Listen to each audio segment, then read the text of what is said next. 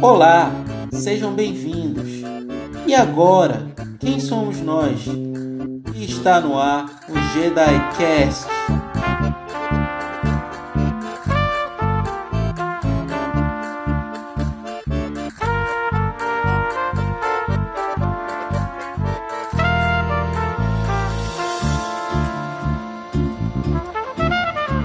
Quem é você que manda as favas do meu senso crítico? Que faz você que ri da minha capa e dos meus discos e joga na fogueira os livros raros? Quem é você? Quem é você? Eu não sou mais eu.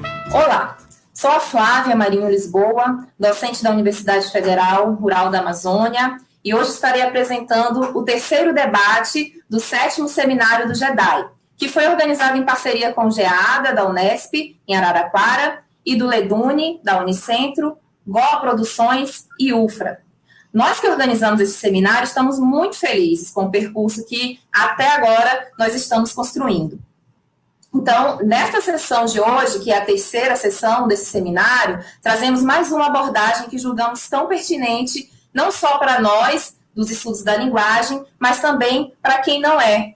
E veremos nas falas das professoras convidadas de hoje o quanto nossas vidas estão atravessadas pelo governo da língua, que é o nosso tema de hoje. Então, Foucault disse, abre aspas, por governamentalidade, entendo o conjunto constituído pelas instituições, procedimentos, análises e reflexões, os cálculos e as táticas que permitem exercer essa forma bem específica, embora muito complexa, de poder que tem por alvo principal a população. A preeminência desse tipo de poder que podemos chamar de governo sobre todos os outros. Então, a partir dessa definição de Michel Foucault para a governamentalidade e dos nossos interesses, dos estudos discursivos, o debate de hoje busca suscitar discussões que permitam refletir sobre a governamentalidade no nosso cotidiano, na atualidade e também ao longo da história. Como que esse conceito de governamentalidade toma concretude na subjetivação dos sujeitos, e especificamente no que toca à língua e como o conceito se relaciona nesses processos com outras noções Foucaultianas, como, por exemplo, biopolítica e dispositivo, Então, nisso é possível visibilizar as políticas de deixar morrer e fazer viver, ou seja, a necropolítica que o MIBEMP pensou a partir da biopolítica de Foucault, que evidenciam os processos de eliminação física e simbólica dos sujeitos e seus saberes nos mais diversos âmbitos da sociedade, de onde pretendemos destacar e localizar a língua como objeto da ação da governamentalidade ao longo desses processos sociohistóricos, desde a colonização, no nosso caso, como nós somos um território colonizado. Então, tais apontamentos são acenos às possibilidades de discussões sobre as quais podemos nos debruçar para a compreensão da língua, mostrando que esta sempre recebeu uma atenção especial dos governos, o que reforça a importância dos estudos da linguagem para a sociedade, e nessa sessão esperamos apontar direções para pesquisas, para quem se interessar e quiser se aprofundar mais sobre esse tema, tomando a governamentalidade como um instrumental teórico-metodológico na análise dos objetos discursivos, certo?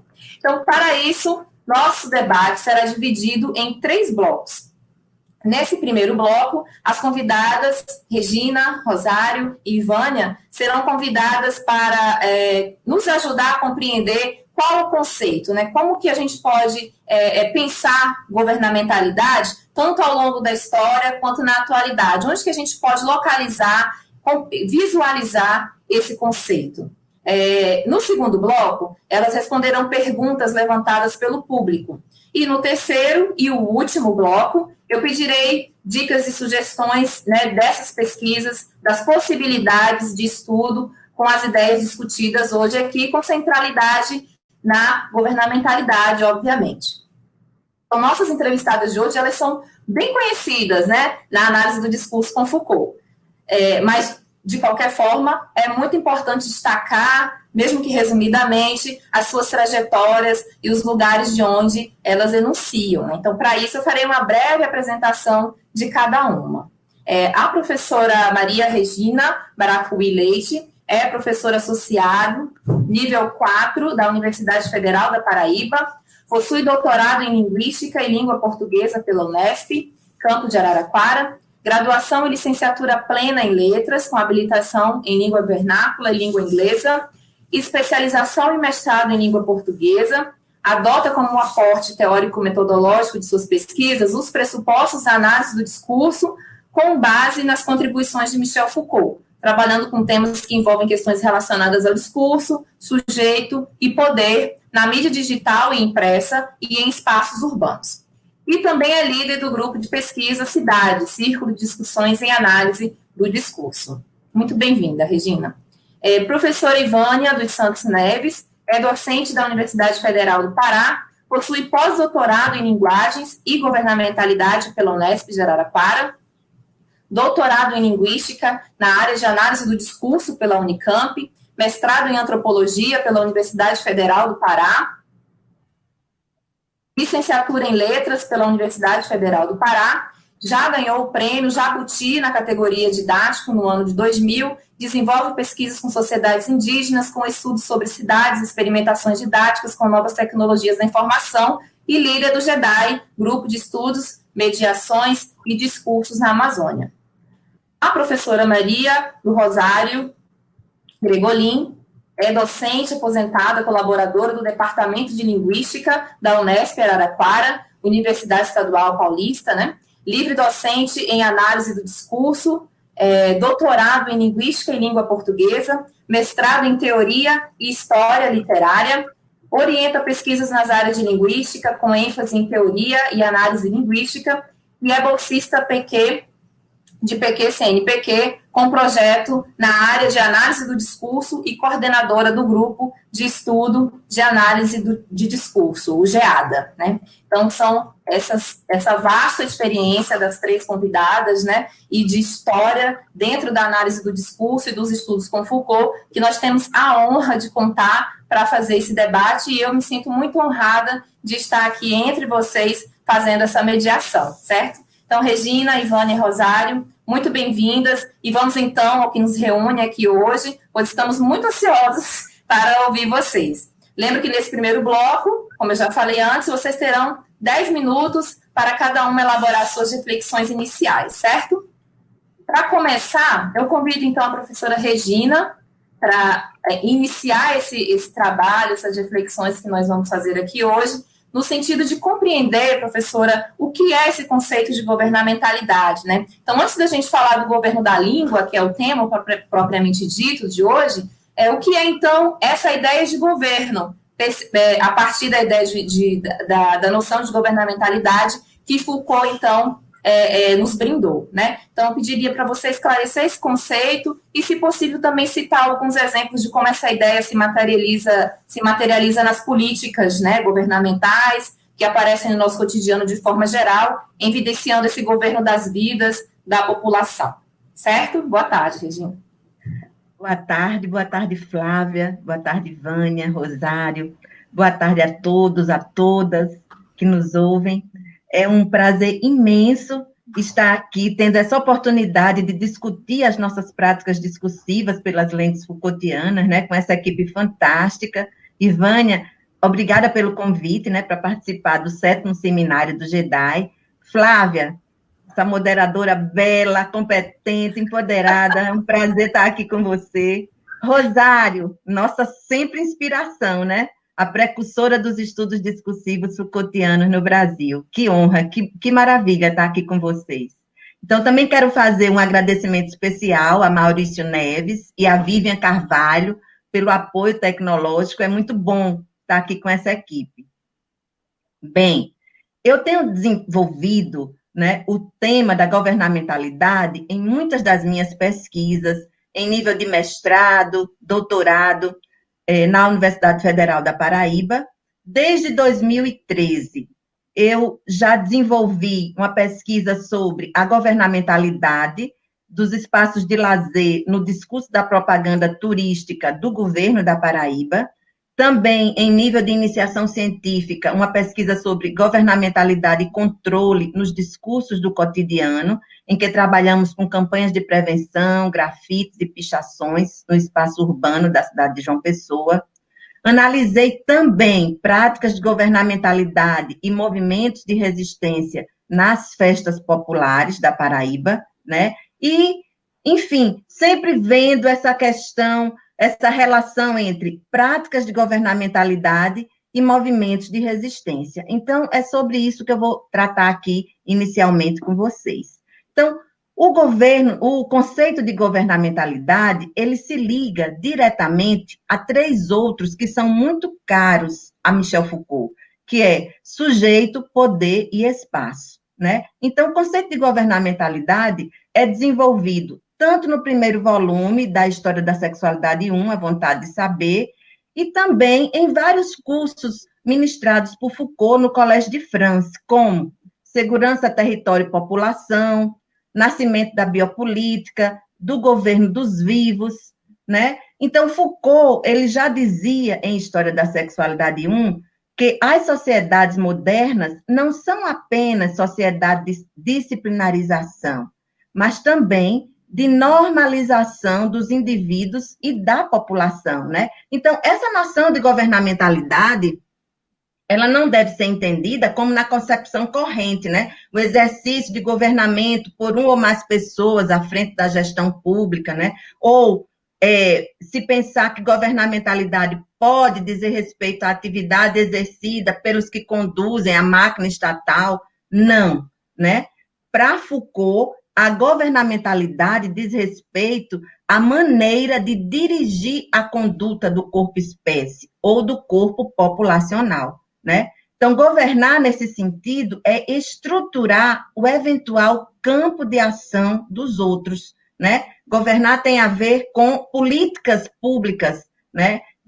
Para gerir a vida da população, né? Então, é exatamente essa gestão política da vida das pessoas por meio das práticas de governamentalidade que se chama a biopolítica, né? Então, ao definir o exercício do poder como um modo de ação sobre as ações dos outros, Foucault caracteriza como um governo dos homens, de si para si e de si para os outros. Essa preocupação com a arte de governar surge a partir do século XVI, né, com as cidades, né, e seus problemas. Então, e também no século XVIII, né, bem mais. Então, a governamentalidade ela vai aparecer como uma forma de governo sobre a vida e tem como foco a população, entendida como um conjunto de indivíduos que são controlados, que têm suas práticas normatizadas, seus corpos adestrados, com vistas à máxima produtividade dentro da nossa sociedade capitalista, né? Então, esses indivíduos, eles são capturados em uma rede de poder, né? Com vistas a tornarem-se corpos dóceis e úteis. Então, essa nova forma de gerir a vida, né, da população, ela vai se exercer sobre 2 polos. Um individualizante, né, que Foucault vai chamar a disciplina anátomo-política, que age através dos biopoderes, potencializando e aperfeiçoando as capacidades do corpo-máquina, e a biopolítica, que visa justamente ao controle e à regulação da população no que diz respeito à saúde, à higiene, à alimentação, às taxas de natalidade e mortalidade, né? Por isso mesmo é que esse conceito de governamentalidade, ele vai se ligar ao conceito do cuidado de si. Então, para Foucault, o controle da sociedade sobre os indivíduos começou no corpo, com o corpo, né? Porque foi exatamente, e aí abro aspas, no biológico, no somático, no corporal, que investiu a sociedade capitalista.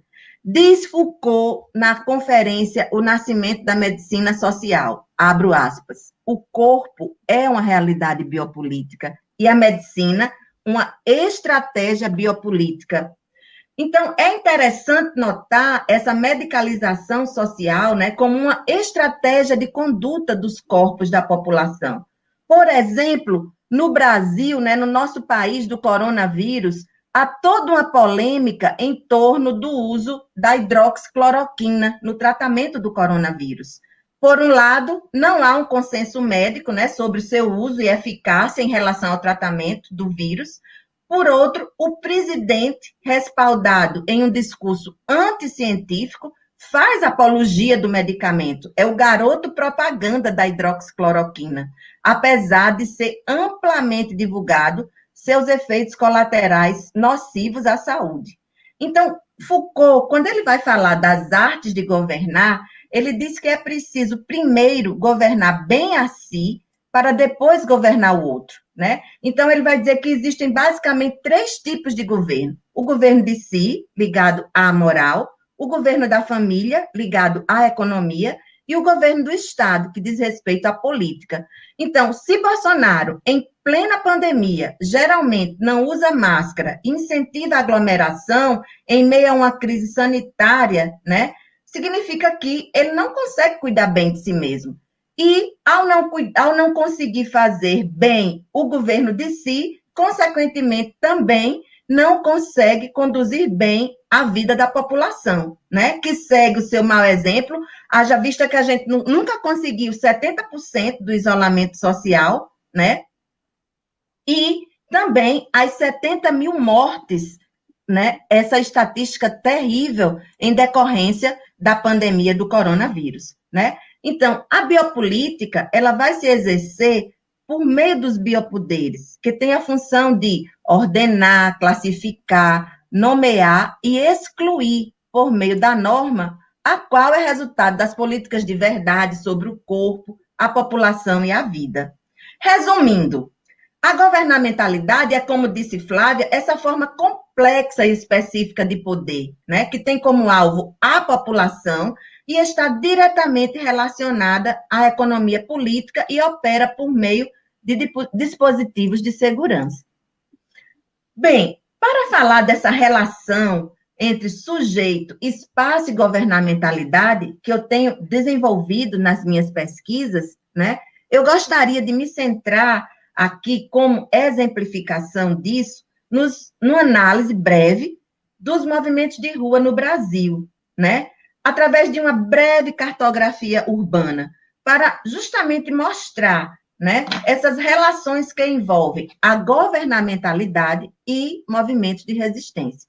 Então, eu pediria agora à produção para exibir o vídeo na Avenida Paulista, das passeatas de rua que aconteceram no dia 12 de abril deste ano.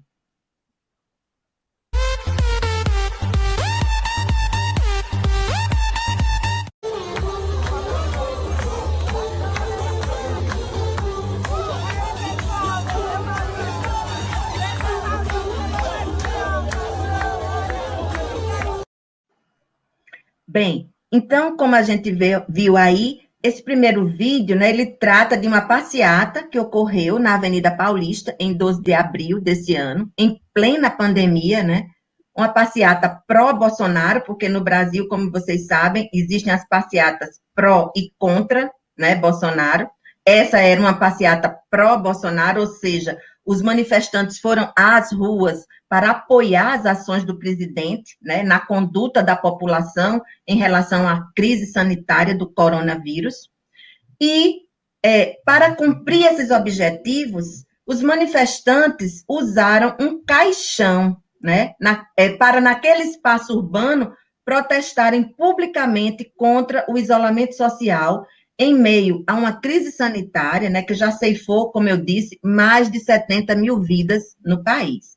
Então, esse protesto com caixão na Avenida Paulista, ele foi inspirado na dança do ritual de morte que acontece em Gana, na África, né? Então, essa imagem dos africanos que apareceu aí logo no início, com o caixão, ela viralizou nas redes sociais, que hoje são, por excelência, lugares de acúmulo, de fixação e de manutenção de memórias. Tanto que a imagem virou meme e GIF, né, aqui no Brasil. Então, eu chamo a atenção nesse vídeo para a apologia da morte, né? Exatamente o oposto da biopolítica. Trata-se de um discurso que revira os princípios do bom governo, né, dos homens, de si para si e de si para o outro, como diria Foucault, né? Então, essa conduta da população, ela segue o exemplo do governante, né? Ao invés de, no Brasil, termos um presidente que deveria ter como meta, né, políticas públicas em defesa da vida do cidadão, mais do que nunca, né, em risco, adotando práticas de governamentalidade, né, regidas por um dispositivo de segurança que garantisse o bem-estar social, vemos exatamente o contrário. O exercício de uma necropolítica com o apoio de uma minoria populacional ruidosa, de uma ala ultraconservadora da religião protestante e de alguns congressistas do chamado Centrão, né? Então, esse tipo de gestão da conduta populacional vai revelar justamente o mau gestor, né? Como dizia Foucault, se ele não consegue governar bem a si, também não consegue governar bem a população, né? E isso vai trazer resultados catastróficos para pelo menos 3 áreas: a política, a economia e a saúde da população. Então, Flávia, eu ainda tenho uns minutinhos para falar. Ainda tem mais 2 minutinhos, Regina. Então, vou concluir aqui no pensamento. Ótimo. Bem, gente, olhar o discurso, né, com essa visada Foucaultiana é algo extremamente importante, porque vai justamente nos permitir interrogar, né, essas relações entre essas práticas discursivas do nosso cotidiano. E as manifestações de rua, elas vão mostrar exatamente isso, né? Como é que existe, como é que efetivamente acontece essa relação entre o governo de si, né? Como a população se governa e, consequentemente, o governo, né, da população feita pelo governante. Bom, e com isso eu encerro essa minha resposta à pergunta da Flávia. Ok, Regina, muito obrigada. Uma fala muito esclarecedora, né, para nós que já estudamos, né, a análise do discurso e para quem também está acompanhando aí, né, tem orientandos, PIBIC, do mestrado, doutorado, e com certeza a sua fala é muito profícua, né, para a gente entender e conseguir imaginar, né, como poderia ser operacionalizado esse conceito, né, a partir dessas materialidades, dessas discursivizações que você chamou a atenção, né? Eu adorei esse exemplo aí das manifestações de rua, muito interessante. Então, professora Ivânia, a partir dessa explicação, né, muito proveitosa da professora Regina sobre o conceito de governamentalidade de Foucault e as várias possibilidades, né, como a professora Regina mostrou para a gente, de conseguir visualizar esse conceito de forma geral, eu queria pedir para você encaminhar, então, esse conceito de governamentalidade para o tema da sessão de hoje, que é o governo da língua, né? Então, você já tem orientado trabalhos, né, de mestrado, de doutorado, pensando essa ideia do governo da língua, da governamentalidade na língua, no lugar da análise do discurso, né, que é uma posição também interessante para estar pensando isso, né? Já que tradicionalmente nós sempre vimos essas discussões na área de política linguística, né? Então, eu queria que você fizesse esse deslocamento, né, do governo da noção de governamentalidade para o governo da língua, especificamente. Boa tarde. Boa tarde, Flávia.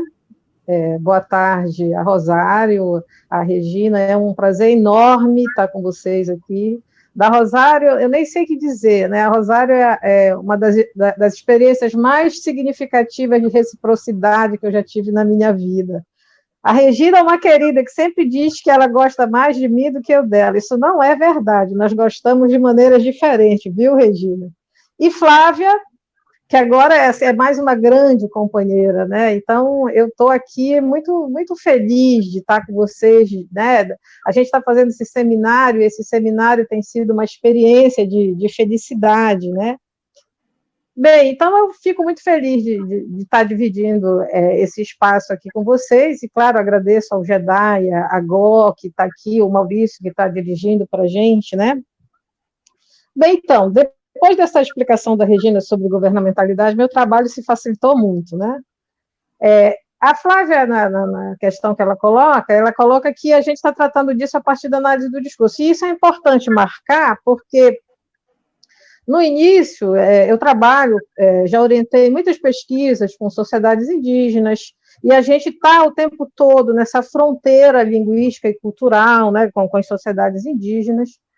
E no início, quando a gente queria entender as políticas linguísticas, a gente se valeu de um arcabouço disponível sobre políticas linguísticas, um arcabouço teórico da sociolinguística, mas que, para os nossos objetivos, esse arcabouço não dava conta. Porque a gente estava trabalhando com a teoria Foucaultiana, e, fundamentalmente, a questão da verticalidade. Quando a gente olhava para essa discussão, pensando na história mais verticalizada, as discussões da sociolinguística não davam conta. E foi aí que veio, né, essa questão de olhar para a língua, e isso é uma coisa que eu tenho chamado bastante atenção, porque a gente está na análise do discurso, mas quando a gente fala língua, muitas vezes é automático, as pessoas se situam na língua do Saussure. Você fala a língua e você pensa imediatamente em estrutura linguística. Então, assim, a gente está pensando o governo da língua e também pensando a língua a partir do discurso, que parece óbvio, mas não é, porque em muitos momentos eu percebi isso, que a gente estava falando de língua numa perspectiva, mas automaticamente as pessoas entendiam a língua do Saussure. Então, essa definição de governo da língua vai pensar na questão da governamentalidade, não o governo de um único soberano, mas como é que se constrói o sujeito, né? Isso aí o Foucault, que a Regina chamou a atenção, que é a grande questão. O sujeito, ele só existe pela linguagem, né? E aí, eu não vou falar de linguagem, eu vou insistir na língua, mas a língua pensada a partir de Foucault, ela não é uma estrutura linguística. A língua é muito mais do que isso. A língua eu vou usar aqui, a língua é quem faz o sujeito ser sujeito. E a língua tem que ser entendida como uma forma de vida, como uma forma de ser, como uma forma sujeito. Então, para ficar um pouco mais claro, eu vou começar eu quero exemplificar com um anúncio de emprego. A produção podia colocar aí um anúncio de emprego que eu tirei esses dias da internet.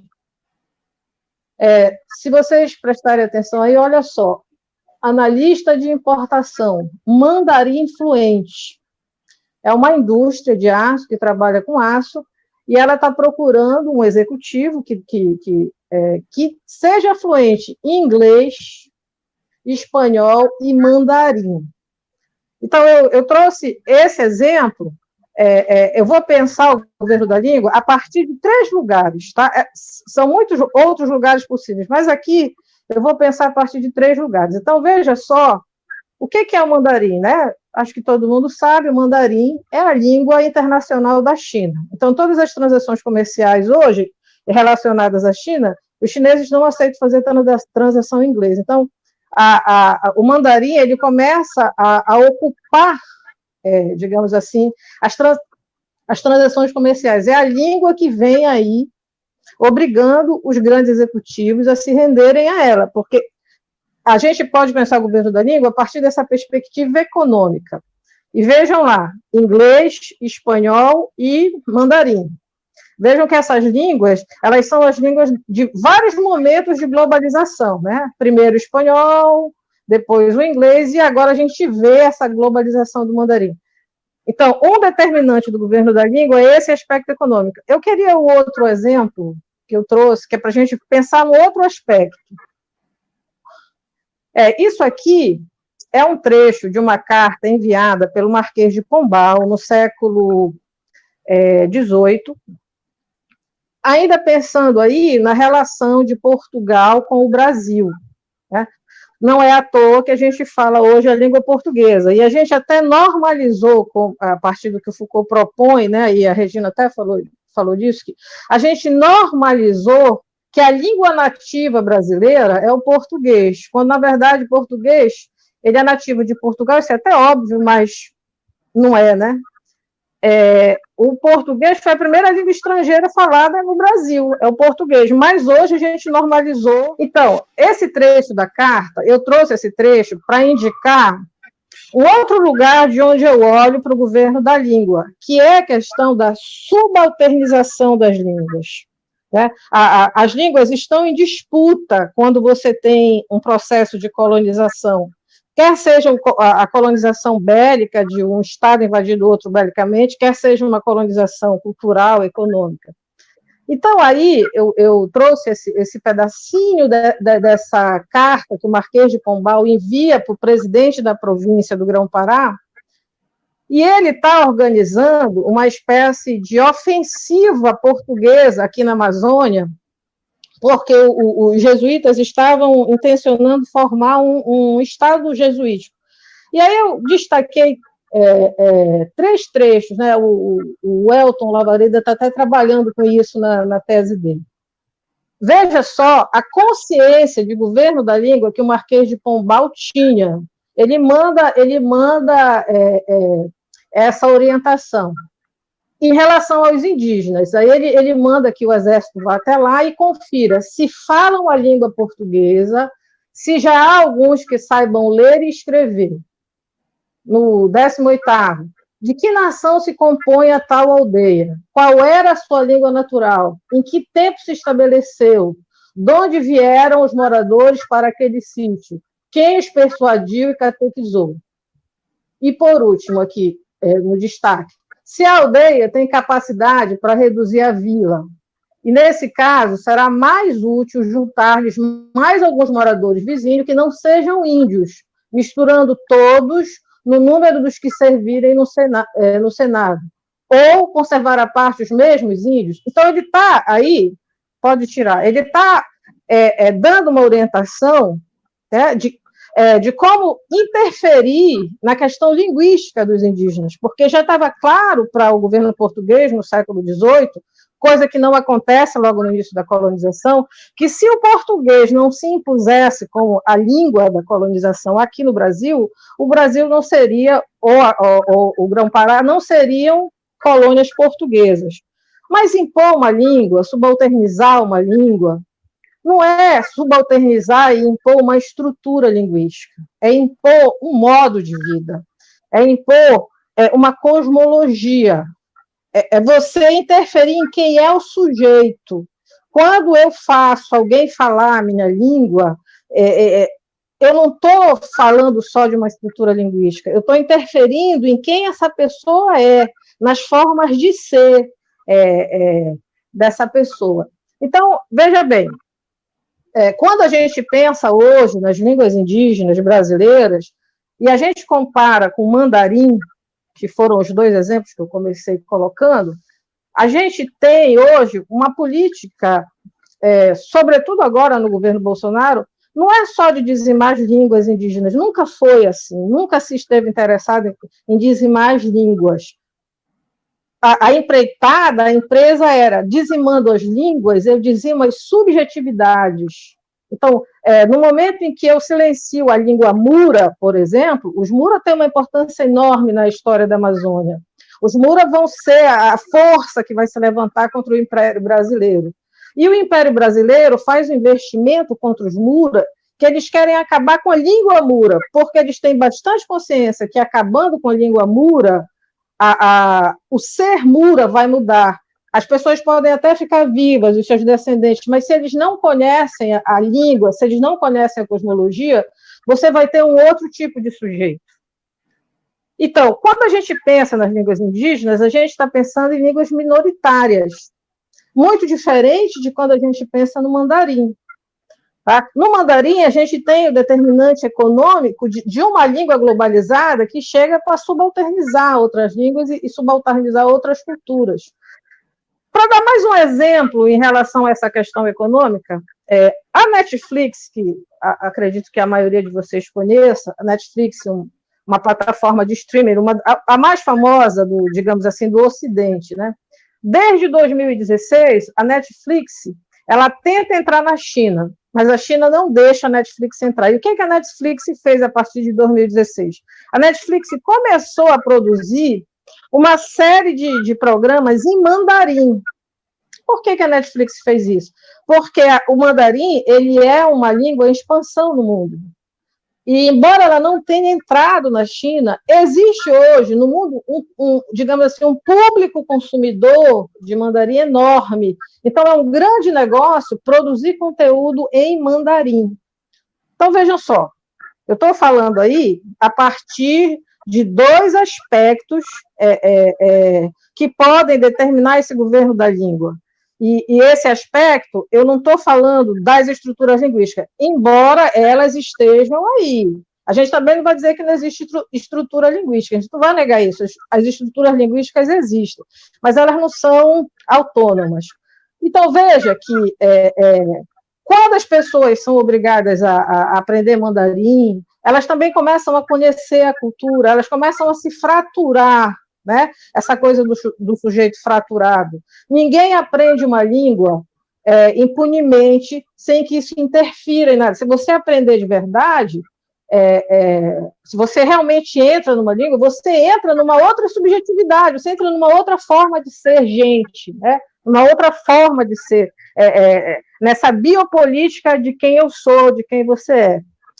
Então, olha só, quando a gente pensa nesses determinantes econômicos, é claro que as línguas indígenas, elas estão muito, digamos assim, numa situação muito diferente do inglês, do francês e do mandarim. As línguas indígenas, hoje, elas resistiram, né? Resistiram e continuam resistindo, apesar de tudo isso que se propõe agora no governo Bolsonaro. A gente tem que falar de quantas sociedades indígenas foram afetadas pelo coronavírus e quantas sociedades indígenas se bloquearam contra o coronavírus, porque existem algumas terras indígenas que conseguiram deixar o coronavírus do lado de fora. Então, assim, voltando assim, a essa coisa da subalternização e de quem se é a partir da língua. Olhando ontem, anteontem, essa semana agora, a Justiça Brasileira, o próprio Facebook, que já tinha acontecido com o Twitter, decretou a queda de várias redes bolsonaristas, né? Porque estavam espalhando fake news, e o próprio fenômeno fake news. Isso tudo é governo da língua. Isso tudo está interferindo em quem somos nós hoje. Por quê?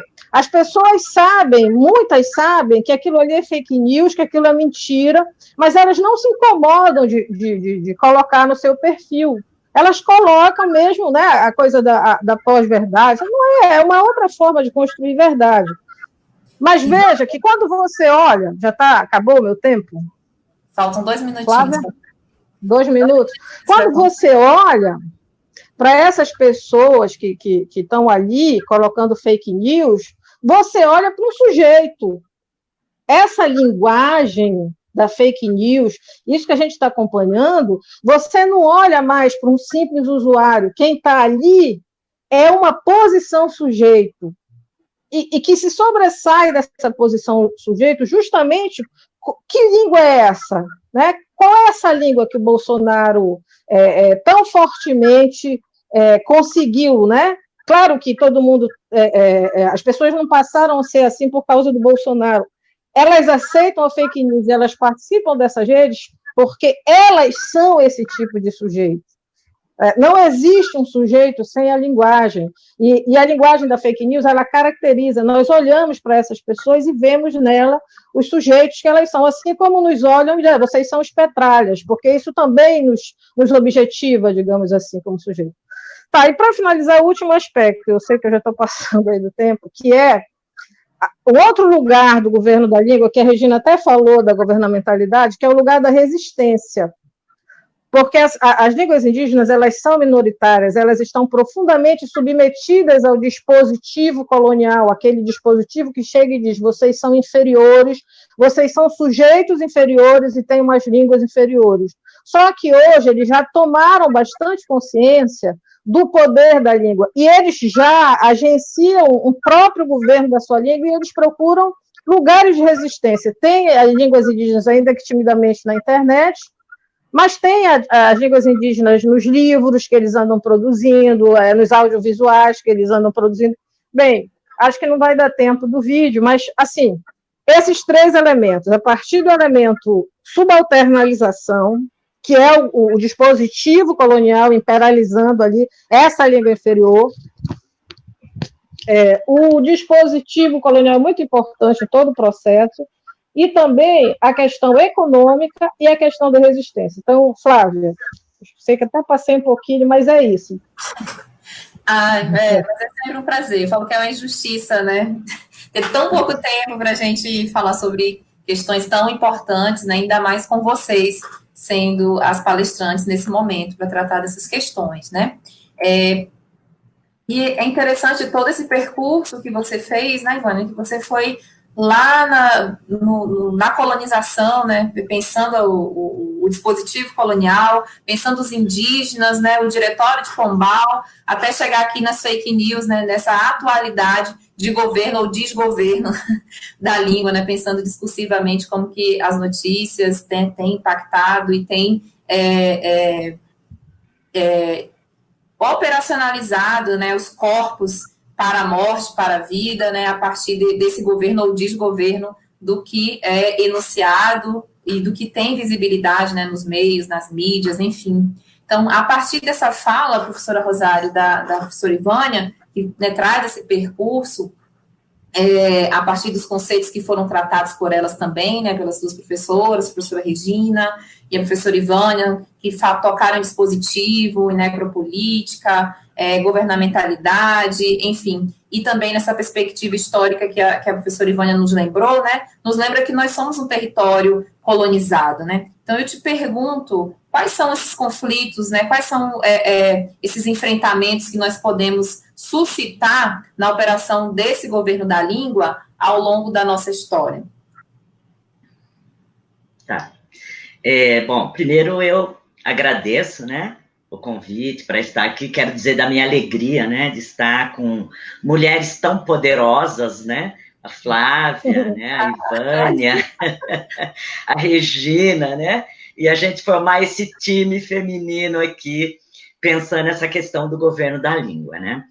Então, para organizar minha fala, porque o tempo é bem curto, né, e apesar de que a fala da Regina e a fala da Ivânia, elas me ajudam muito, né, no percurso, porque elas explicaram muito bem tanto a questão da governamentalidade quanto a questão do dispositivo. Então, o que eu posso fazer para falar sobre esses conflitos, né, que você me pede para falar, eu vou, então, num primeiro momento, contextualizar os 2 conceitos aí na obra do Michel Foucault, para depois mostrar a relação que há entre dispositivo colonial e governo da língua na história do Brasil, passando por alguns momentos da história do Brasil, para chegar no terceiro momento naquilo que realmente é o foco que eu tenho trabalhado, que é a instalação do dispositivo republicano, escolar republicano no Brasil. Tá?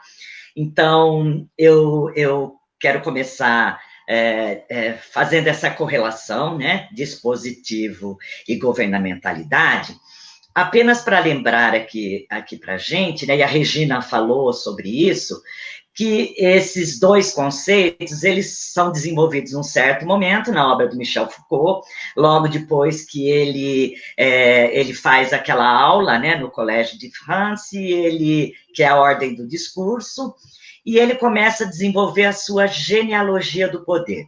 Então, esses 2 conceitos, eles têm a ver na arquitetura analítica e teórica do Michel Foucault com um aprofundamento. Ele vai tornar mais complexo tanto as materialidades a serem envolvidas nas análises, quando ele fala de dispositivo, quanto à concepção de poder, que vai se tornar também mais complexa a partir da ideia de governo. Em relação às materialidades, o dispositivo permite que sejam abordadas nas análises não só as materialidades discursivas verbais, como também as não verbais. Do ponto de vista de uma teoria do poder, o que o Michel Foucault quer nos sinalizar é que o poder tem que ser pensado como um campo múltiplo, móvel, de correlações de forças.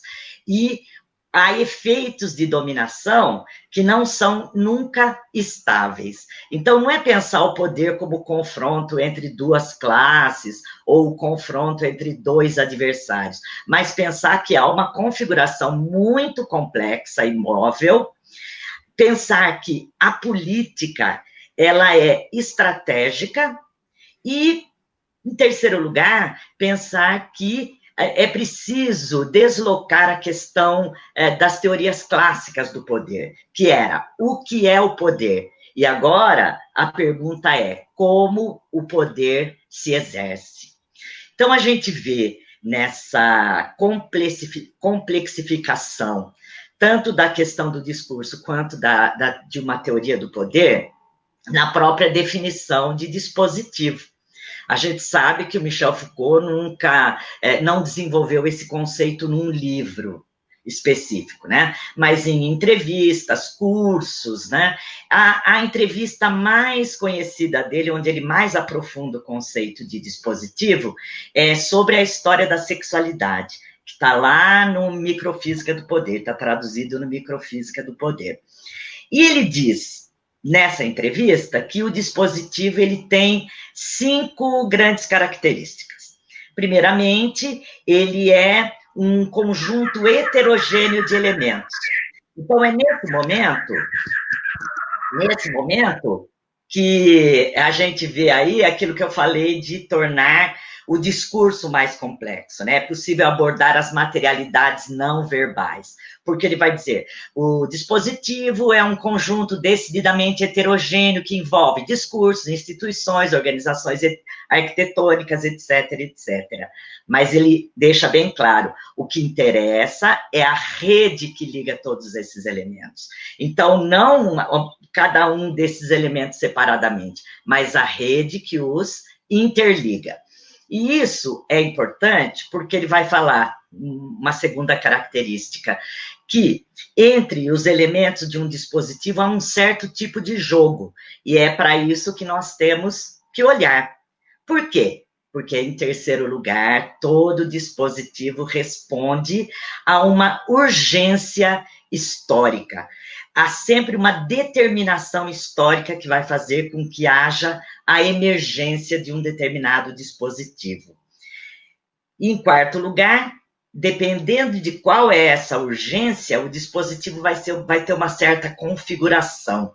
E, além disso, em quinto lugar, o dispositivo, ele nunca é fixo, ele é sempre móvel, ele se rearranja e ele se transforma constantemente. Bom, depois de ter feito esse apanhado bem rápido, né, da noção de governo, governamentalidade e dispositivo, eu gostaria agora de tentar articular essas duas coisas pensando no governo da língua ao longo da história do Brasil. E eu vou pedir à produção para pôr a primeira imagem, que é a imagem de 3 gramáticas. Vocês têm aí, então, na tela, né? É claro que o dispositivo colonial, e a professora Ivânia falou muito bem sobre ele, o dispositivo colonial, ele já estava organizado e constituído na metrópole antes dos portugueses chegarem ao Brasil. Afinal, os portugueses já tinham colônias, né, na África, na Ásia e tal. E o século XVI, o século das grandes navegações, vai ser também o século da escrita das gramáticas das línguas neolatinas. Vocês veem aí, a primeira é a gramática do castelhano, do Nebrija, que foi escrita em 1492. A segunda é a primeira gramática do português, escrito pelo Fernão de Oliveira, em 1536, perguntar por que os espanhóis e portugueses escrevem essas gramáticas, porque a língua é um instrumento de conquista. O governo da língua vai depender do desenvolvimento desses instrumentos linguísticos, que são as gramáticas. Então, é preciso fixar as regras da língua para que ela possa ser ensinada. Ao mesmo tempo, há uma terceira gramática aí nessa imagem, que é a gramática da língua mais falada na costa do Brasil, escrita pelo padre José de Anchieta, um jesuíta, né, em 1595.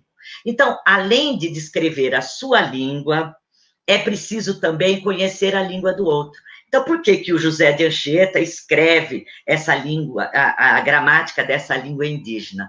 Porque não só a sua língua, mas também a língua dos dominados é importante. É preciso conhecer a língua dos dominados, porque, como eu disse, a língua ela é um forte instrumento de conquista.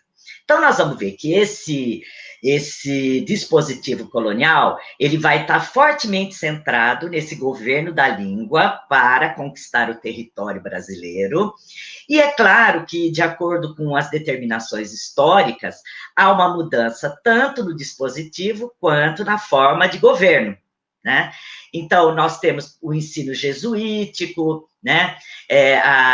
Desse primeiro momento em que é preciso ensinar a língua portuguesa para os indígenas do Brasil, tal. A Ivânia até falou, né? O português foi a primeira língua estrangeira, né? Aqui no Brasil. Depois a gente tem isso do século XVI ao XVIII. No século XVIII, a reforma pombalina, de que a Ivânia já falou, né? Vai haver uma transformação, tanto no dispositivo quanto no governo.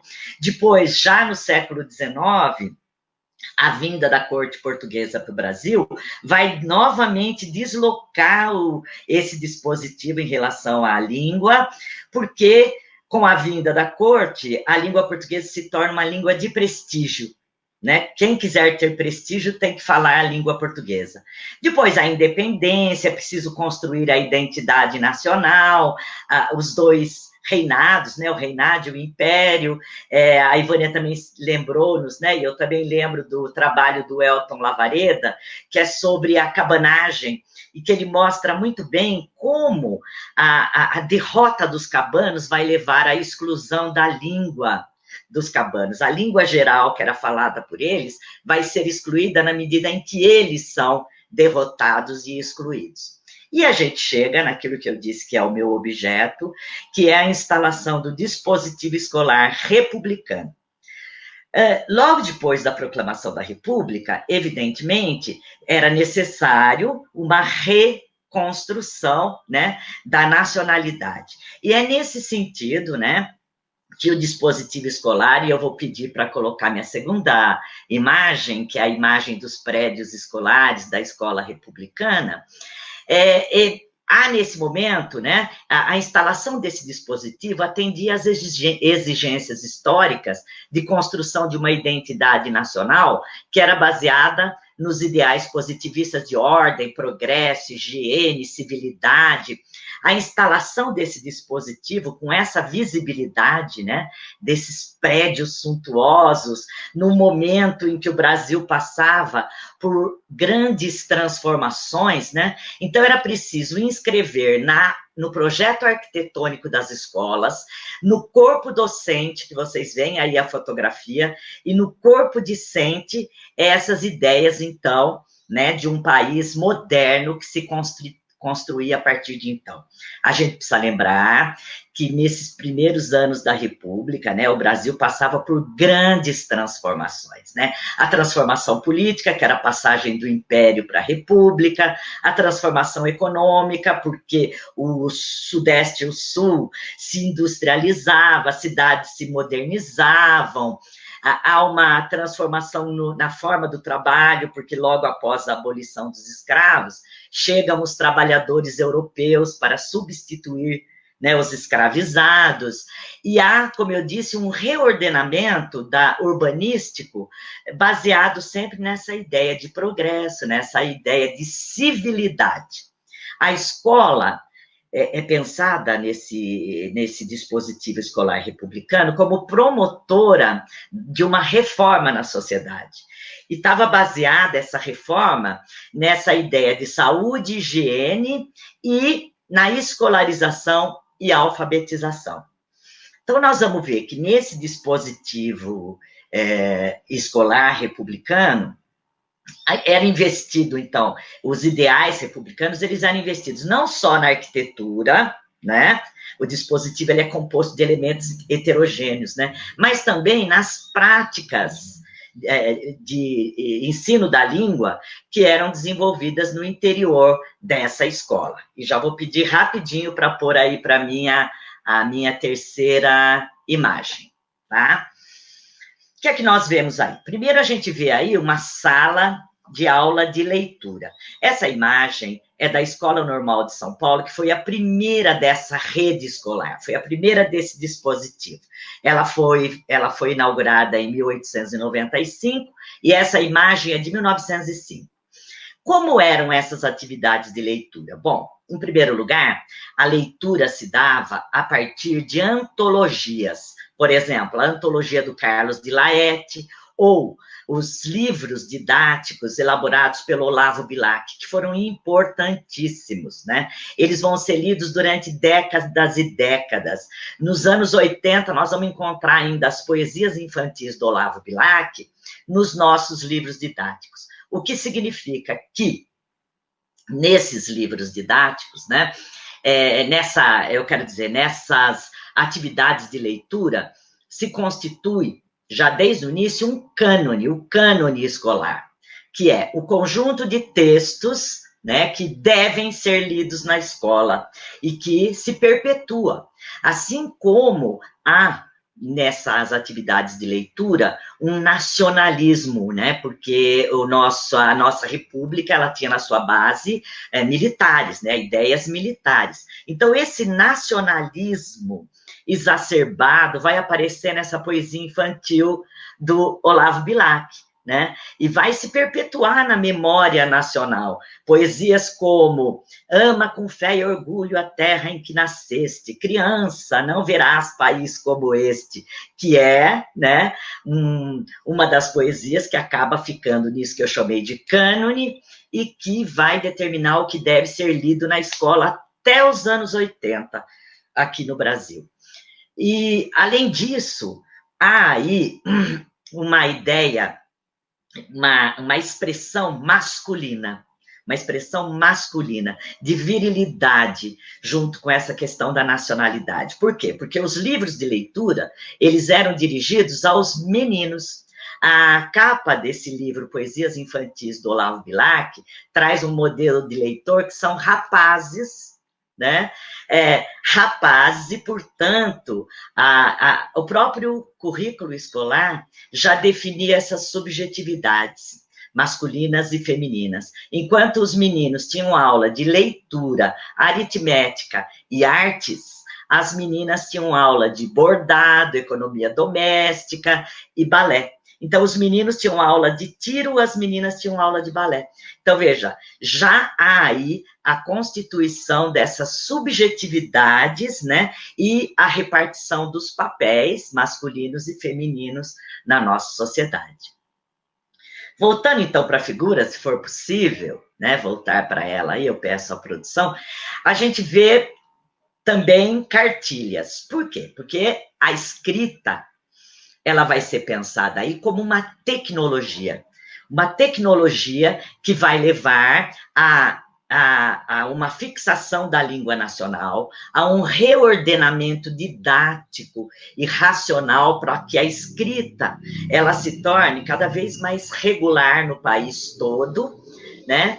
E uma escrita mais homogênea e mais regular. E tudo isso faz parte do governo da língua. Essas cartilhas que vocês estão vendo na imagem, elas foram desenvolvidas pela Caetano de Campos, a Escola Normal de São Paulo. Então, a escrita é uma tecnologia. Tanto que a escrita caligráfica é altamente valorizada nesse momento. Vocês veem aí um manual de caligrafia. E o autor desse manual, ele chegou a desenvolver aparelhos para serem usados nas mãos, no corpo das crianças que aprendiam a escrever, porque é preciso governar o corpo para poder governar a escrita. Então, o governo da língua passa aí pelo governo do corpo. E eu vou já encerrando, acho que eu tenho uns minutinhos, né, Flávia? 2 minutinhos, Rosário, infelizmente. Como todo mundo, né? A gente tem 2 minutinhos. Mas é rapidinho. Apenas para sintetizar, né? O que eu quis foi articular, então, o dispositivo colonial em diferentes momentos da nossa história, exerceu o poder de maneiras diferentes e, portanto, as técnicas de governamento foram diferentes. No que diz respeito a essa escola republicana, né, dos últimos anos aí do século XIX, começo do século XX, o objetivo dela era produzir no imaginário, né, um Brasil branco, próximo da Europa, civilizado, disciplinado. Para isso, a língua vai ser extremamente importante, porque se quer incorporar a população brasileira, né, por meio dessa escola, colocar essa população brasileira civilizada na senda do progresso. Mas é claro que essa vai ser uma escola que não vai ser uma escola para todos, ela vai ser uma escola para determinadas frações da nossa sociedade e ela vai ser extremamente excludente.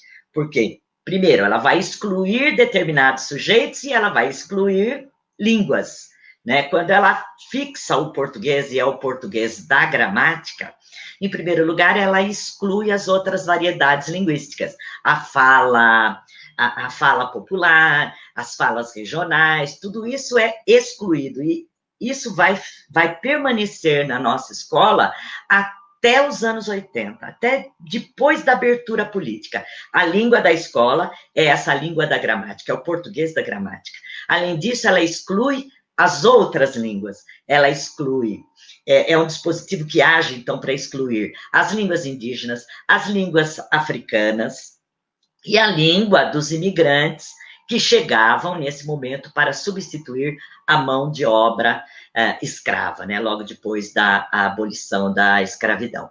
Então, vejam, esse dispositivo, com esse governamento da língua, produz, e neste momento, talvez muito mais forte do que nos outros momentos da história, a necropolítica, porque esse dispositivo vai ser instalado em todas as capitais do Brasil, em todas as grandes cidades, e esse reordenamento vai orquestrar essa necropolítica, tanto das línguas, quanto a necropolítica dos sujeitos, que vão estar à margem, né, dessa escola até muito recentemente. Tá? Então é isso, muito obrigada. Muito obrigada, Rosário, uma aula, né? Tanta coisa aí para a gente poder refletir, né? E ver como que o governo da língua, na verdade, né, não é, como a professora Ivânia destacou, né, não é uma estritamente na língua em si, e é isso aí, nesse lugar que eu acho que se posiciona, então, esse olhar do discurso, né, que é pensar os enunciados e o governo da língua nessa limitação também, né, dos enunciados que podem ser proferidos, né, e como que a existência, né, dos sujeitos estão diretamente ligadas, obviamente, né, como a gente aprende, né, estudando letras, estudando linguagem, que a língua não é por si, né, a língua, ela é falada por sujeitos e ela materializa esses sujeitos, essas existências, identidades, culturas, saberes, enfim, e tudo isso que você trouxe para a gente, né, evidencia isso de forma fantástica. Bem, então, vamos agora para o nosso segundo bloco, que nós vamos trazer, então, as perguntas, né, o pessoal mandou um monte de pergunta aí já para a gente, então, vamos ver aí o que nós temos para passar para vocês. A primeira vai para a Ivânia, da professora Denise. Ivânia, as línguas pensadas como instrumentos do poder estão junto com a terra, a cultura e as identidades indígenas, enredadas de que modo nas redes do dispositivo colonial? Eu queria pegar carona nessa pergunta da Denise, Ivânia, e junto com essa construção de pensamento aí que a Denise coloca, pensar também pedir para você, né, pensar também sobre essa governamentalidade a partir da raça, né? Porque esse dispositivo que pensa a cultura, a identidade, a terra, como a Denise falou, ela passa pela raça desses sujeitos indígenas, né? E o próprio Foucault vai definir a governamentalidade, falar de governamentalidade também a partir disso, dizer que não tem como pensar em governamentalidade sem pensar no racismo, porque é o racismo que permite a governamentalidade fazer essa hierarquização dos corpos na população, né? É isso. Ok, obrigada, Denise. Acho tão legal isso, porque nesse evento, como já em outros, a gente consegue reunir pesquisadores de Norte, Sul, Sudeste, Nordeste. É muito bacana essa rede, né? Bem, eu vou responder dando um exemplo que eu vivi com a Dona Paulina, que é uma indígena Tembé Teneterrara, e o nome dela é Paulina de Souza. E aí quando a gente estava fazendo a pesquisa lá, falava assim, Dona Paulina, a senhora não tem o Tembé no sobrenome. Ela disse assim, minha filha, eu tentei tanto. Acontece que quando eu fui registrada, estava o governo militar, e aí eles não deixavam mais a gente usar o nosso nome, eles que decidiam qual era o nosso nome e qual era o nosso sobrenome.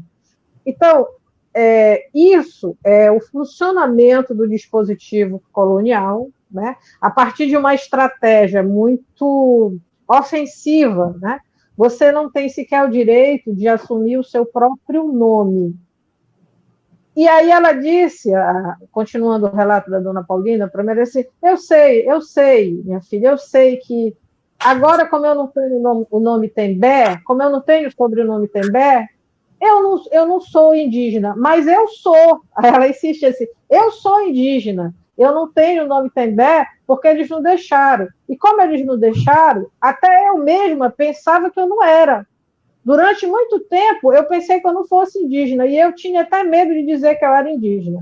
Até que chegou o momento que eles começaram a deixar de novo, que é justamente o momento ali na abertura, né, pós-Constituição de 88. Então, você vê o funcionamento desse dispositivo colonial, como que ele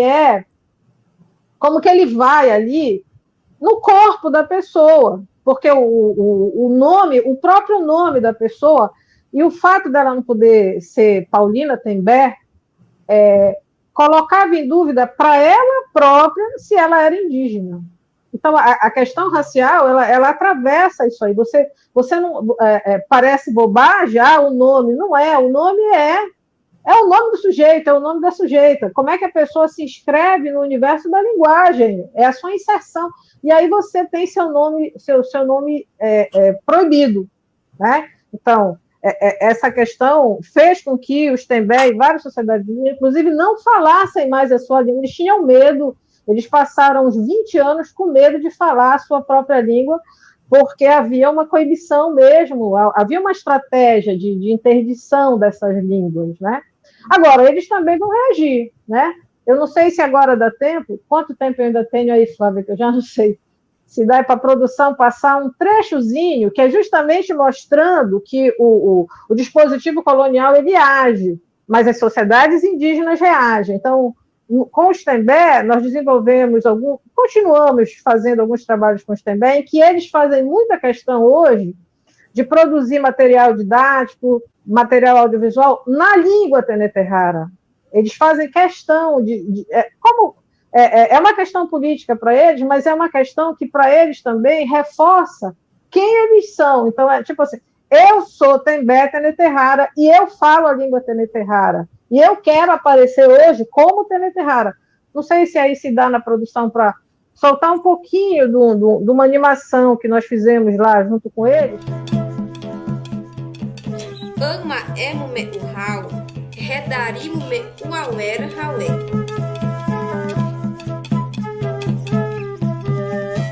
Querre me rende querre.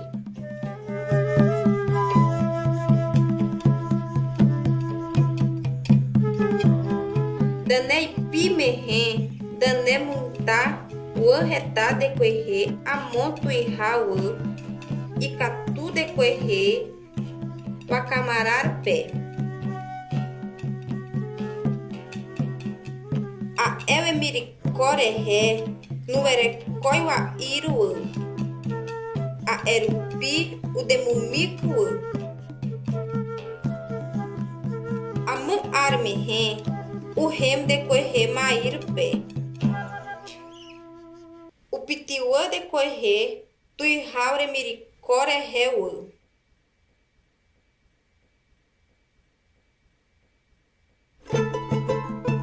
Da Rio de Enauer.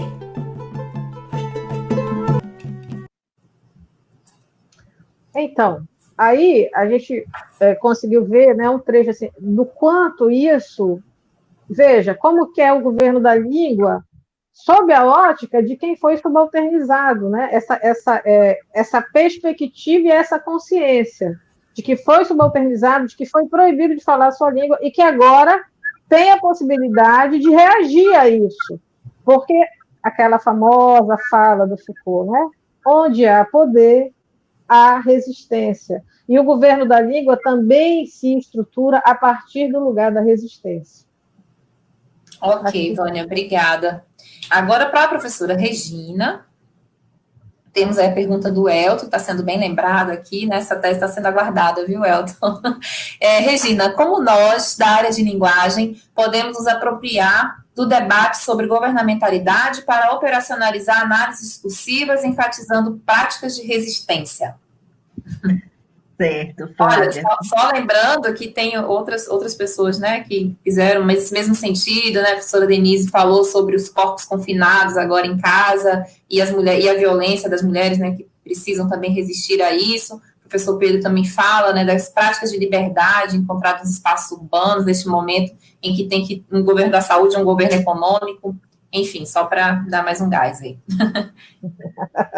Beleza, é muito bom ver essa participação aí, né, como disse Vânia, de norte a sul do país. Isso é muito bacana, essa interação aí. Bom, o Elton, que bom ter você aqui, né, nessa escuta, uma escuta muito privilegiada, né, de um professor que trabalha com esse tema da governamentalidade, focando, né, essa questão do governo da língua.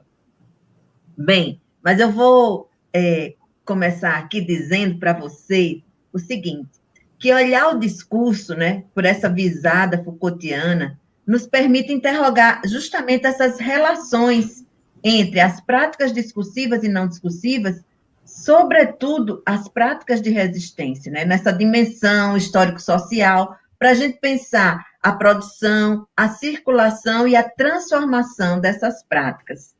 Então, eu tenho trabalhado bastante com isso, né?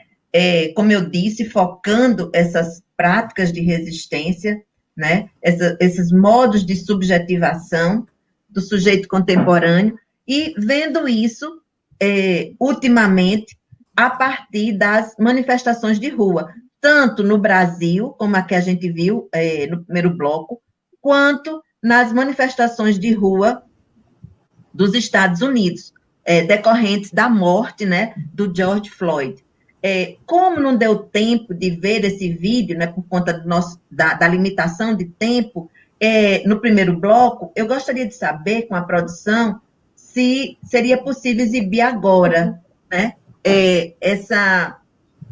esse vídeo que diz respeito exatamente à manifestação de rua nos Estados Unidos por ocasião da morte de George Floyd. É possível?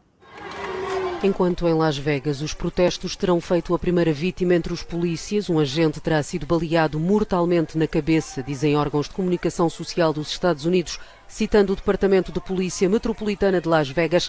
Em várias cidades do país, entre elas Portland, vários polícias demonstraram o seu apoio à causa, mostrando que a parte não representa o todo ao ajoelharem-se perante os manifestantes. Em Washington, foram os manifestantes que pediram aos agentes que se ajoelhassem, o pedido foi respeitado.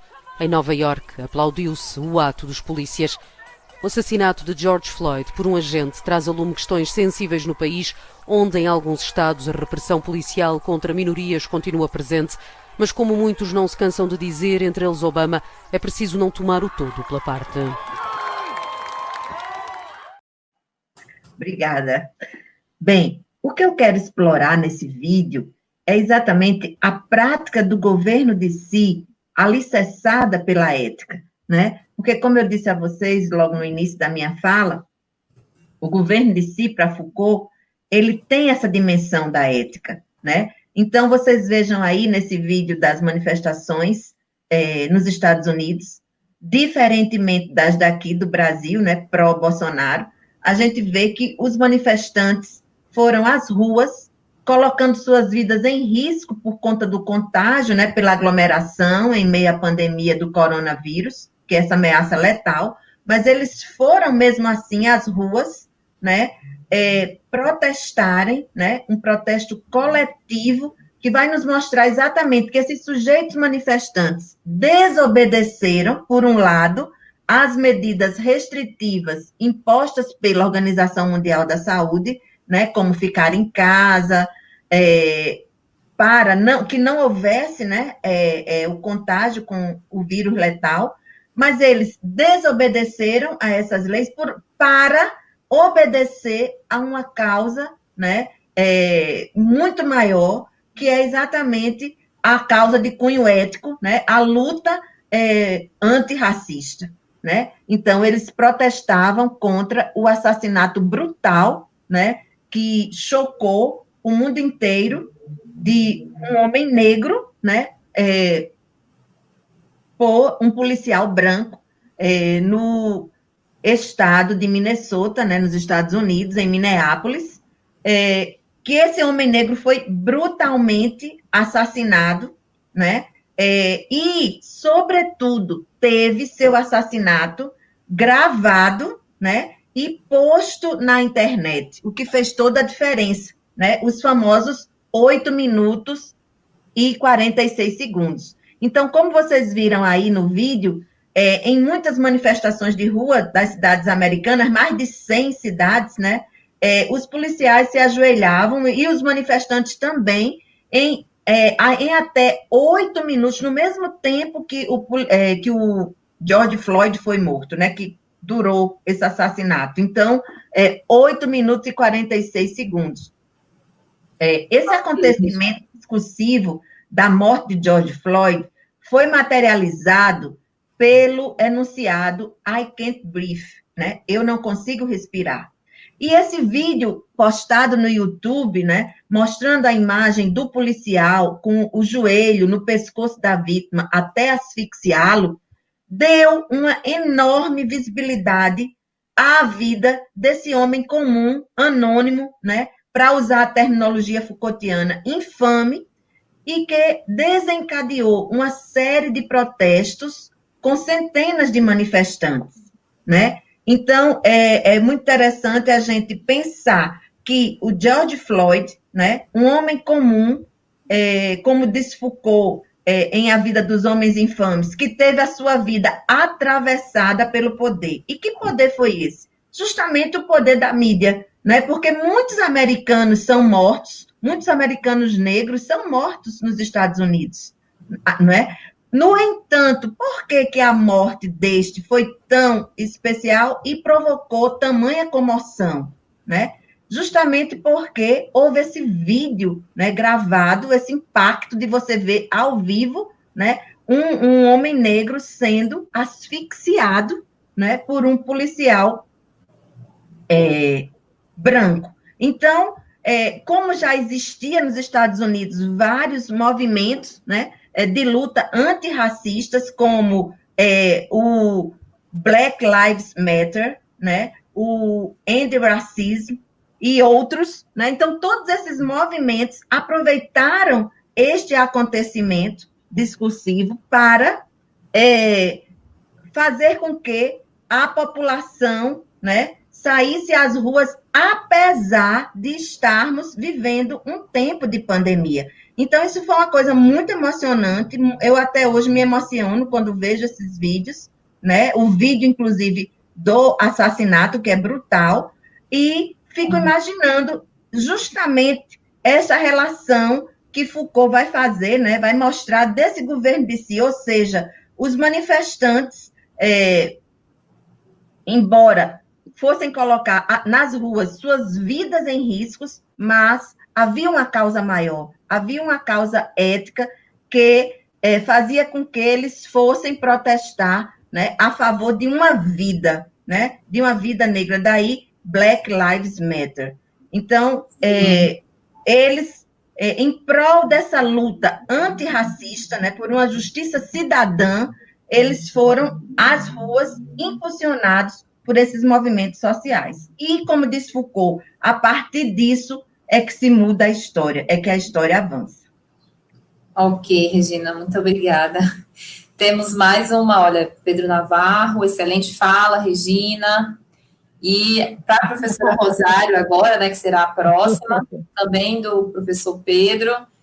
Rosário, em que medida podemos compreender o conceito de dispositivo como algo que englobaria as noções de práticas discursivas e não discursivas? Uhum. Bom, eu vou ser bem breve, viu? Pode ficar tranquila, tá? Na medida do possível, claro, né? Bom, obrigada, Pedro, né, pela pergunta, que ela é essencial, né, para quem trabalha com discurso, para quem pensa aí a obra do Michel Foucault.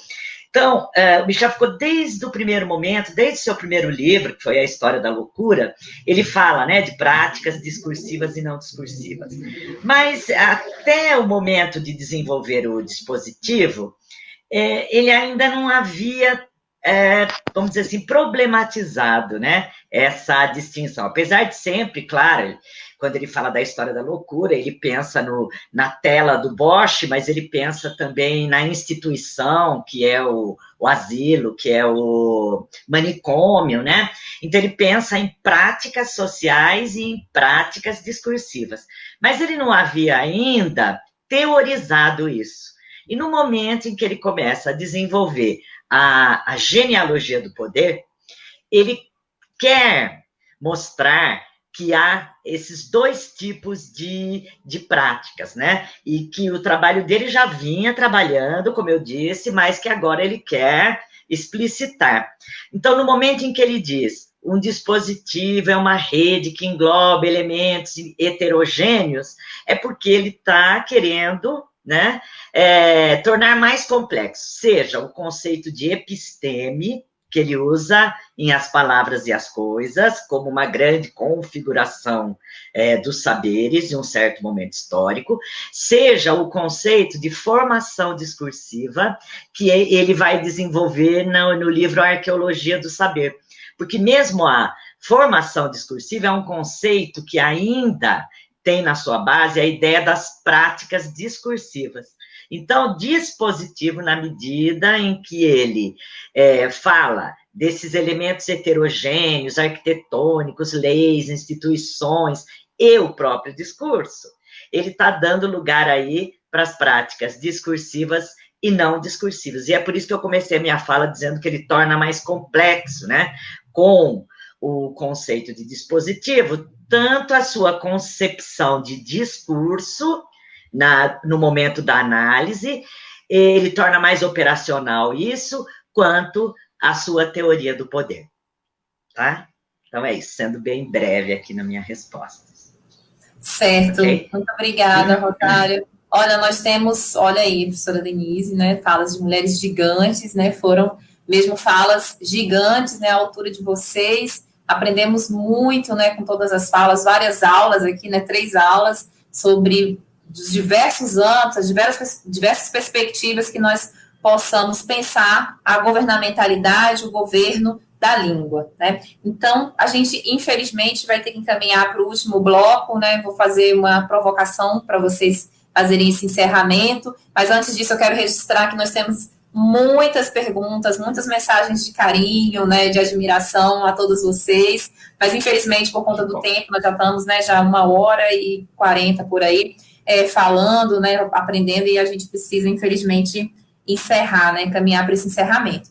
Então, nesse terceiro bloco, nesse terceiro momento, eu peço para que vocês, então, façam apontamentos de possibilidades de pesquisa, né, para quem está aí acompanhando, né, o vídeo, o áudio, e está interessado em encaminhar pesquisas nesse sentido. Então, o que vocês sugerem, tanto na análise do discurso Foucaultiano, quanto nos estudos da linguagem, né, de forma geral, e também filmes, livros, em séries, né, que possam estar também sendo materialidades, né, que podem ser pensadas a partir disso. E aí eu peço que vocês se despeçam também nesse momento. 5 minutinhos para cada uma, infelizmente.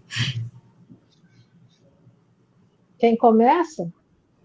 Ah, sim, desculpa. Pode ser pela Rosário? Não comentou nenhuma ali do bloco, você falou por último, agora você vai começar. Legal. Bom, então, eu estava ouvindo a resposta da Ivânia, né, no bloco anterior, e ela falando sobre a interdição das línguas, né?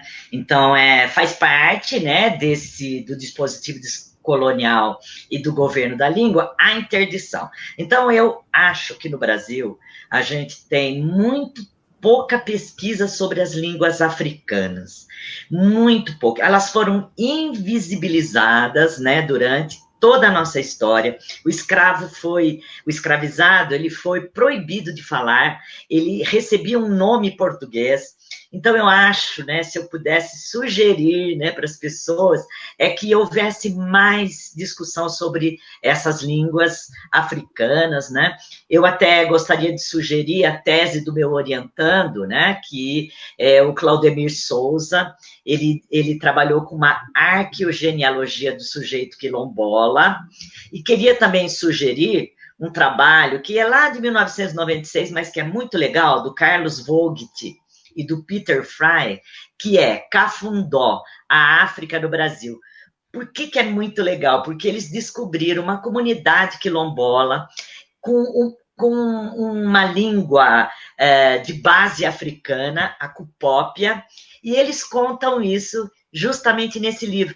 E o mais interessante é que esse quilombo fica perto de Campinas, perto de São Paulo. Então, uma coisa que a gente nem imagina, né? Por quê? Porque há uma grande invisibilidade das línguas africanas no Brasil. Então, se há a exclusão, né, das outras línguas, como eu disse, indígenas e também a língua dos imigrantes, no que diz respeito à língua e aos sujeitos, né, escravizados, é maior ainda a nossa distância. E só para encerrar, eu também gostaria de indicar, né, a tese do Maurício Neves Correia, que é o Heterotopias no País do Milagre, está disponibilizado lá no blog do meu grupo de pesquisa, o grupo que eu coordeno, né, que é o GEADA, que vale a pena ler, porque é realmente muito boa. Ele mostra muito bem essa relação, né, das línguas do indígena na história do Brasil, tá?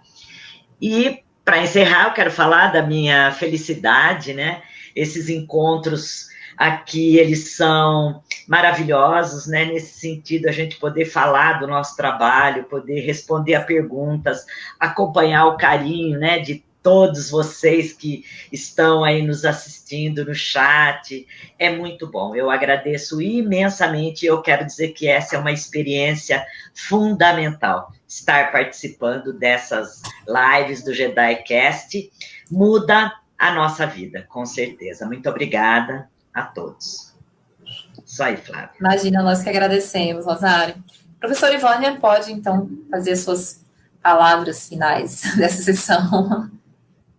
Vocês sabem que eu passei tanto tempo esperando a Rosário mostrar aquelas imagens da caligrafia, né? Eu fiquei tão feliz de estar aqui, assim, né? Realmente, é um momento difícil do nosso país, mas é um momento tão afetuoso, tão profundo das coisas que a gente vem falando aqui no JediCast, né? Bem, eu tenho algumas sugestões de livro, né?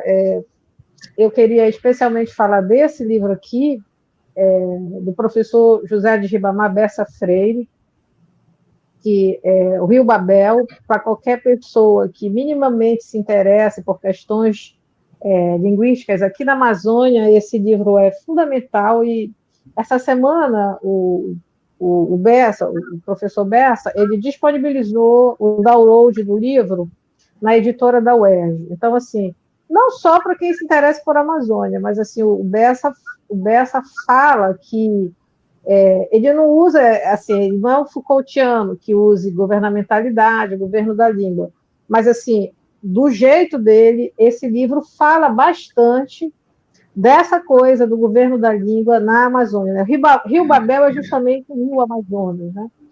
E aí eu aproveito e já digo assim, do meu interesse enorme de orientar pesquisas que se preocupem com a coisa das línguas indígenas aqui na Amazônia.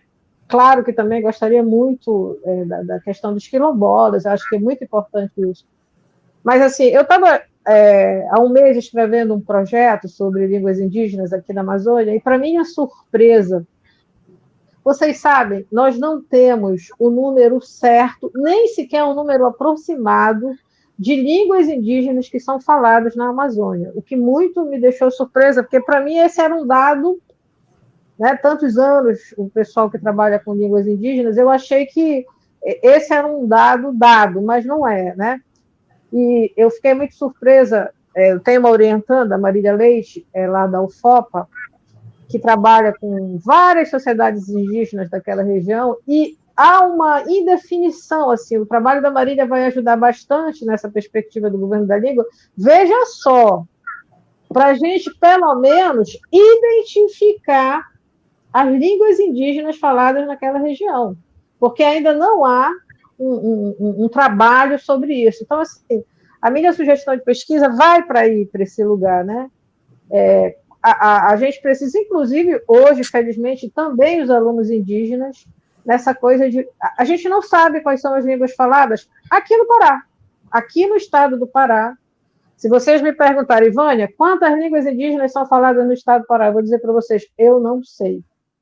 Então, veja, como tem coisa para pesquisar, como tem coisa para construir, né? Então, ainda sobre a Amazônia, eu queria indicar um outro livro, Amazônia, As Vozes do Rio, da Ana Pissarro. Inclusive, a gente tem um documentário que está disponível no Jedai, o Areal, a respeito desse livro.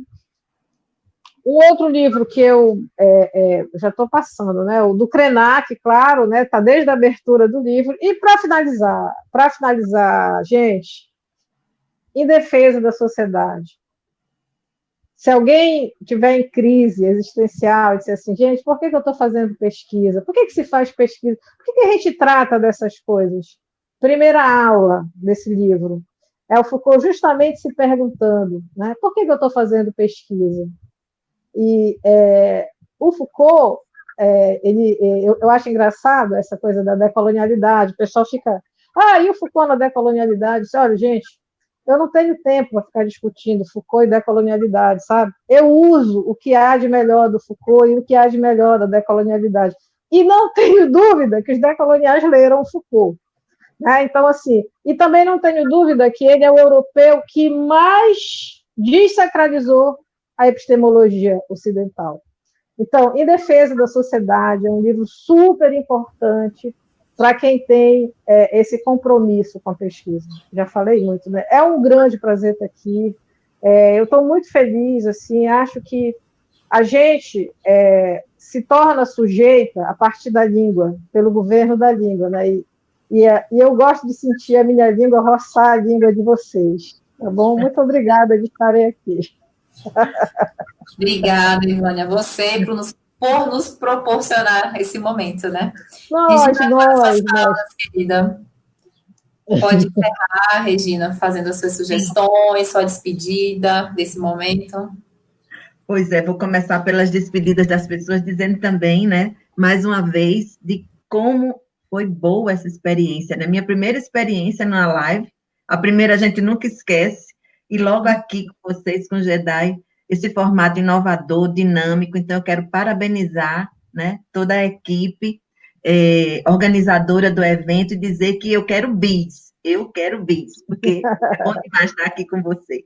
Bem, a respeito dessa questão do governo da língua, que tem sido a temática, né, desse encontro, eu tenho trabalhado e sugiro que outras pessoas também continuem a pesquisar a respeito desse governo da língua, né, no espaço urbano, né, pensando as discursividades urbanas, ou seja, a questão do espaço, que é uma categoria tão importante para Foucault, mas que é pouco trabalhada, né? Então, como os espaços afetam e são afetadas pelas nossas práticas discursivas cotidianas, quais são os saberes que legitimam essas práticas e objetivam os sujeitos, né? Modelando seus corpos, seus comportamentos, normalizando-os, limitando seus espaços de liberdade. Como é que esses sujeitos se subjetivam no espaço urbano, né? Então,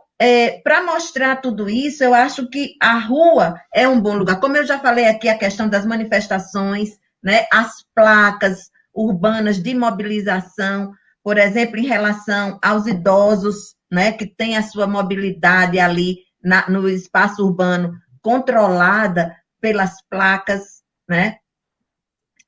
Eu também sugiro pesquisas com as festas populares. Eu trabalhei com isso, inclusive tem um artigo num livro organizado pelo Cidade, né, sobre festas populares. Então, é extremamente interessante observar nessas festas o governo da conduta populacional, né? Por exemplo, existem as TACs, né, que são os termos de ajustamento de conduta que vão objetivar o sujeito, dizendo exatamente o que é que eles têm que fazer nesse espaço de lazer da festa. A gente nunca imagina, né, que nos espaços de lazer, do nosso lazer, ele vai estar ali sendo controlado, né? A hora que a gente tem que chegar, a hora que a gente tem que sair, onde vão ficar os estandes, as barracas, e como é que o sujeito, mesmo assim, resiste, né? Por exemplo, no Parque do Povo, em Campina Grande, né? A gente vê lá os sujeitos, mesmo controlados, mesmo com todas essas táticas de controle, né? Eles colocam os nomes das barracas, dos quiosques, por exemplo, a Gostosinha do Mago, Barraca das Empreguetes, né? E também uma diversidade de comidas, de culinária árabe, mexicana, italiana, né? Que se contrapõe à culinária tradicional junina, da pamonha, da canjica, do milho verde. Então, esse governo da língua, né? Ele passa por aí, por essas práticas, né, também de resistência. Os modos, né, de objetivação e subjetivação que não podem ser vistos separadamente. Também os grafites institucionais são muito interessantes de serem estudados. Não qualquer grafite, mas os institucionais, ou seja, aqueles que estão, né, em determinadas instituições escolares, instituições governamentais, né? E aí a gente vê como esse sujeito urbano, ele é enredado nessa teia do poder, né, que atua para a preservação e o cuidado da vida, né? E mesmo assim, ele resiste. Os livros, né, agora como despedidas, os livros, filmes e tal, que eu indico para a gente conhecer um pouco mais essa questão da governamentalidade. Então, Segurança, Território e População, né, o curso que Foucault deu lá no Colégio de França, A Vida dos Homens Infames, como eu disse, né, o George Floyd só ficou conhecido porque o poder atravessou a vida dele, né, e também não poderia deixar de indicar o livro Necropolítica, né, do Mbembe, por essa editora N1, que tem publicado coisas incríveis na nossa área do discurso, até para a gente pensar, né? Quem são os corpos que importam hoje? Quem tem o poder de decidir quem vive e quem morre nas UTIs lotadas com casos de coronavírus nos hospitais brasileiros, em decorrência do desgoverno? E, por fim, né, o Desobedecer, do Frederic Gros, são 13 capítulos, né, em que o autor vai tratar com ampla exemplificação das práticas de obediência e desobediência civil, com foco nesta última, né, ao longo da história, e essas práticas estão diretamente relacionadas com o governo de si e do outro, para nos fazer refletir sobre nossas práticas cotidianas e a nossa cota de responsabilidade nos acontecimentos do tempo presente, né, a fim de agirmos em prol de uma mudança política de si para si e de si para os outros.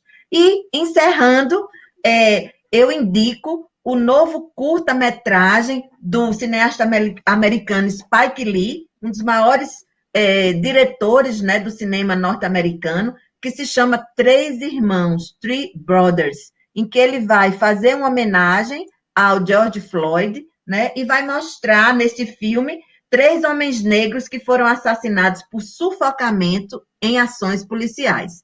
O vídeo do Lee começa com a pergunta: a história vai parar de se repetir? Bem, essas são minhas indicações para vocês.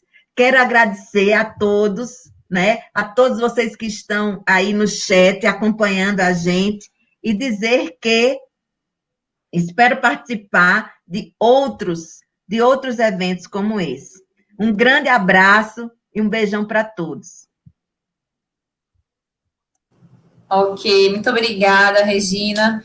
Infelizmente mesmo, é com muito pesar, né, que nós precisamos encerrar.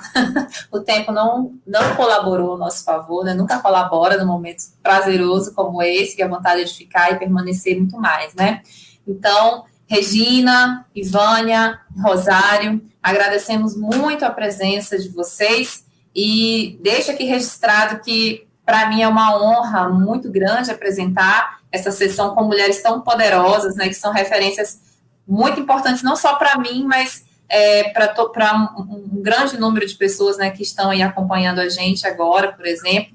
E foi um momento muito especial, aprendemos muito, e o nosso desejo é que tivéssemos pelo menos uma live para cada uma de vocês, né? Pois, de fato, nós temos muito que aprender com os olhares que vocês nos proporcionam. Então, agradecemos também a toda a equipe, né, que está aí nos bastidores e que permitiu que tudo isso acontecesse, com que tudo isso funcionasse, ao público, né, vocês que estão acompanhando a live, desde a primeira sessão, ou que começou na sessão passada, ou que começou hoje. E, falando nisso, eu lembro que na semana que vem, dia 23 de julho, nesse mesmo horário, às 16 horas, e nesse mesmo canal do YouTube, né, do Grupo Jedi, nós teremos, então, mais um encontro e o último do seminário, com o tema Ditadura Nunca Mais. Muito obrigada e até lá. Quem é você que manda as favas o meu senso crítico, que faz você que ri da minha capa e dos meus discos e joga na fogueira os livros raros? Quem é você? Quem é você?